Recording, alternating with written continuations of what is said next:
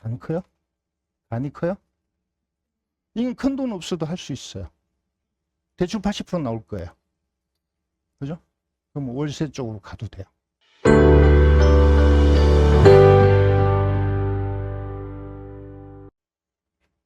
빌라입니다. 경매가 무지 많았습니다. 제가 이걸 언제 가봤냐면 3년 전에 가봤어요. 3년 전에. 예, 갔었습니다. 많죠? 되게 많습니다. 그래서 진행한 것도 있고 진행 안 하다가 지금 하는 것도 있고요. 근데 이걸 추이를 보면 이게 3년 전에 2억 5천에 낙찰됐거든요. 이게 보이죠 여기? 그죠? 2억 5천. 그죠? 5억짜리가 반값에 2억 5천. 그리고 여기 다 유치권을 주장했어요. 유치권 없다는 걸 그때 파악했어요. 근데 이제 거래가 안 될까 좀 멀기도 하고 약간 고급스러운 빌라인데 그러고 말았는데 지금 또 나왔어요. 나왔는데 가격 보세요. 야, 이건 해도 되지 않을까라는 생각이 드는 거예요. 그래서 거래된 게 있는지를 좀 봤어요. 처음에 분양을 5억에 한 게 맞아요. 처음에 한 5년 전에 5억에 쭉 이렇게 나간 게 그게 이제 분양했겠죠. 그다음 중간에는 분양한 게 분양이 아니고 거래된 게 2억 5천도 있고, 예, 5억도 있고 막 이랬어요. 예. 국토부 들어가면 나와요. 그리고 임대도 전세가 다양해요. 2천에 120도 있고, 120 받으면 괜찮거든요. 월세 120 받으면 괜찮습니다. 2천에 110 받는 것도 있고 전세가 2억 5천인데도 있어요. 간 크신 분 하셔도 돼요. 문제가 뭐냐? 유치권을 얘기하거든요. 근데 이 유치권 이미 파악했어요. 유치권. 이 오래된 사건을 보면 유치권이 뭐냐면 공사비를 못 받았다는 의미인데 이 채권은행에서 유치권자를 상대로 소송해서 이미 이겼어요. 그 기록이 여기 나와요. 그리고 저는 그 판결문을 떼봤어요. 읽어봤어요. 문제가 없어요. 그러니까 유치권은 문제 안 돼. 여기 나오죠. 검색해 보면 원고 그러니까 은행이 유치권자 삼성 공조를 상대로 소송했는데 이겼다라고 나와요. 그러니까 유치권은 문제 없습니다. 근데 그 기록이 아직도 있거든요. 그러니까 이런 기록이 있으면 실제 유치권이 성립되거나 해결을 못하면 대출이 안 나오는데 이건 대출이 나올 거라고. 간 커요? 간이 커요? 이건 큰 돈 없어도 할 수 있어요. 대출 80% 나올 거예요. 그죠? 그럼 월세 쪽으로 가도 돼요. 한번 도전해 보세요. 이게 83으로 돼 있는데 복층이에요. 1층, 2층 한 호수, 3층, 4층 한 호수. 그래서 집이 되게 커요. 대지권도 크죠? 여기 보면 복층. 강 크신 분은 도전해 보십시오. 제가 도와드릴 수 있습니다.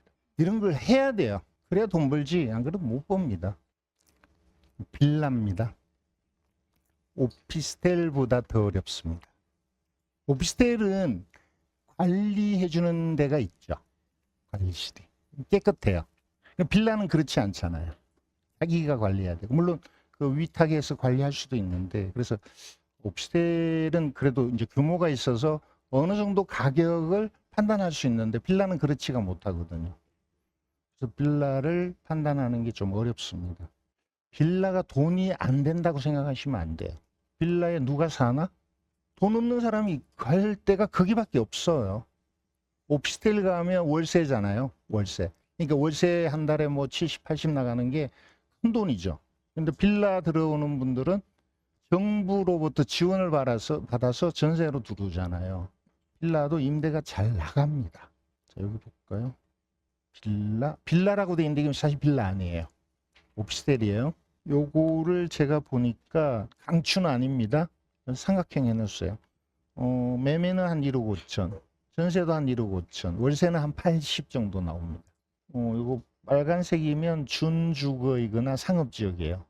경매가 많이 나온 동네 이런 의미잖아요. 여기 요 점들이 하나씩 다 경매예요. 요런 동네는 여기를 뭐 재개발한다라고 부추겨서 투자했는데 이 재개발이 안 돼서 이제 이게 문제가 되는. 자, 어쨌든 이 물건을 제가 아까 국토부 들어가서 보니까 매매가 꾸준히 잘 돼요.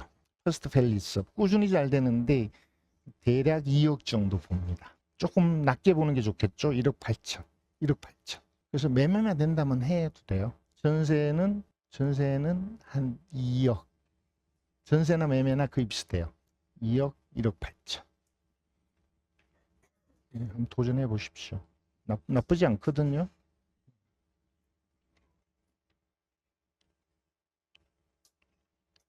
여기 조금 멀죠? 네. 여기 조금 멉니다. 자, 빌라를 제가 많이 검색하진 않았는데 이 빌라 좋네요. 약대동 그랜드캐슬 19년 괜찮죠? 2층 53이면 투룸일까요? 3룸일까요? 몰라요. 모르니까 이거 봐야 되는데 3룸인 것 같습니다. 요 내용으로 봐서는 3룸 화장실 2개 조금 확장을 했겠죠. 역은 멉니다. 요게 공단이거든요. 그래서 임대가 잘 나간다 이렇게 보시면 돼요. 역은 멀다. 중요한 거는요. 이것도 여기 들어가서 봤어요. 보통 여기 잘 안 나오는데 사례가 많지 않아서 안 나오는데 여기는 나오더라고요. 경기도 부천시 원미구 약대동. 이름이 그랜드. 이름 좋네요. 그랜드 캐슬. 나오죠? 매매가 된다. 경매 나온 게 53이에요. 이건 58이네요. 된다. 그죠? 된다. 그죠? 빌라가 깨끗한 것 같아요. 된다. 네, 된다. 거래가 된다. 이것도 된다. 그죠? 한번 고려해 보시기 바랍니다. 건물이 깨끗한 것 같다. 이걸 현장 가지 않고도 건물을 어느 정도 살펴볼 수 있잖아. 이런 식으로. 그죠? 그랜드 캐슬. 어딨냐? 요건가? 요거네요. 이 앞에 고무상이 있네. 아, 고무상이죠? 예. 예. 주거 환경이 좋은 동네는 아니다. 아까 이제 그 공장이 옆에 있고, 그러니까 주거 환경이 좋지 않지만 여러분이 여기 가서 사는 건 아니잖아. 그죠? 여러분 입장에서는 세 잘 나오고 나중에 팔리면 돼요. 예. 커피집도 있네요. 요겁니다. 요거. 예. 어쨌든 건물은 깨끗한 편입니다.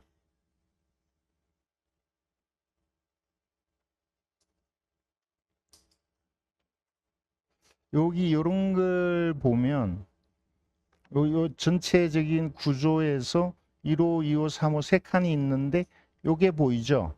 요게 뭐죠? 예, 엘리베이터. 그러니까 3층, 4층은 엘리베이터 없으면 싫어해요. 엘리베이터 있으면 괜찮잖아요. 그죠? 엘리베이터가 있는데 2층이긴 한데 엘리베이터가 있다. 네. 도전해 보세요. 단답 가능한지. 그 구미 그다음 거는 비추고요.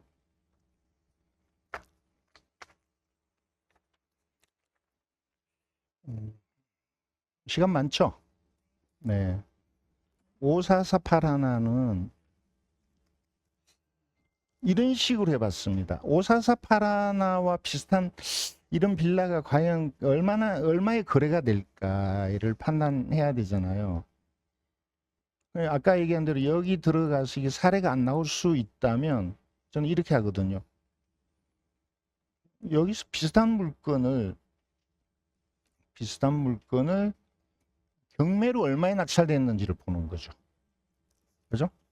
경기도